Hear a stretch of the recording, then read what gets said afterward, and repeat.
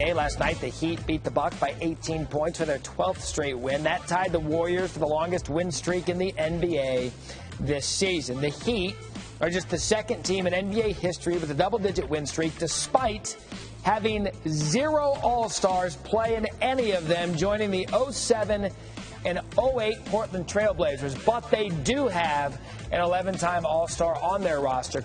Bosh hasn't played a game for the Heat since exactly 1 year ago today.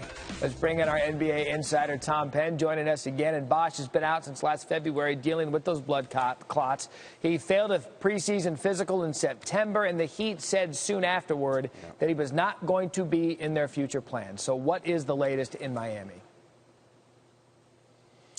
Well, he's hit this 1 year mark, and there's a rule on the books, Matt, that if a player has a career-ending injury, you can apply to remove him from the salary cap. And Bosh has got a lot of money left on their books, over $25 million average the next couple of years. So the Heat can apply to remove that money, get rid of the $52 million.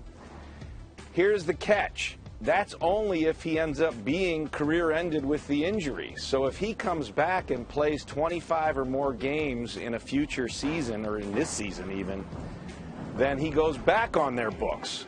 So it's a dangerous game they play, because this is one of these situations where the Heat doctor says he should not play. It's career-ending. Another doctor could say, you take this medication, you do this, you do that, assume the risk, go ahead, Bosh, and play. And we know Bosh wants to play. So here's what the Heat have to do strategically. They have to wait this year to make that move until there are only 24 or less games left. Because guess what? Another team would gladly give him a minimum contract to try to put that money back on the Heat's books. It happened to us with Darius Miles in Portland a few years ago. So that could happen. They wait, they waive him. The money comes off the books, and they can replace next season in the offseason. They'll get $25 million more in cap room, and Pat Riley will go shopping for a replacement. All right, so you said this has happened to you before. In this situation, if you were the Heat and you had to make a decision on Bosh, what would Tom Penn do? Well, I'd wait. It sounds like they've got enough. They've got a doctor saying that his career is over. So as soon as there's only 24 games remaining, you'd probably cut Bosh loose and let him go.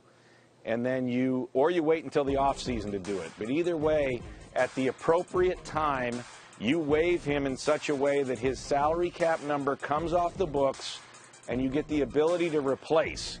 It's unfair that that money should sit on my Miami Heat books if I'm Pat Riley for that long if he's wearing a suit instead of a uniform. And that's the way it's been. And in spite of it, though, how about Eric Spoelstra leading them to 12 in a row? Holy cow, they're hot right now. Yeah, right now at this point, they don't need him. 12 wins in a row. Hottest team in the league. Tom Penn, thanks for your perspective this morning on SportsCenter. Still ahead.